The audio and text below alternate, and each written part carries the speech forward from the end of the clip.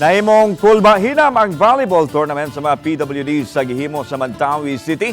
Subay sa charter anniversary celebration sa dakbayan. Gilusad ang kompetisyon sa sitting volleyball. Ubay-ubay ng mga teams ang misalmot sa kalihukan. Magikan Sugbo sa Medellin, Daanbantayan ug Lapu-Lapu City PWD Organization. May apel usab ang team gikan sa Cadiz ug Silay City sa Negros nga mipakitag labok sa ilang mga duwa. Susama sa regular volleyball ang rules niini. Apan gipaubsan ang net o magyakara mga players sa tibuok duwa. Gikalipay syudad ang partisipasyon sa ubang teams subay sa pagdasig sa ubang LGUs paghimo og sports program sa ilang mga miyembro.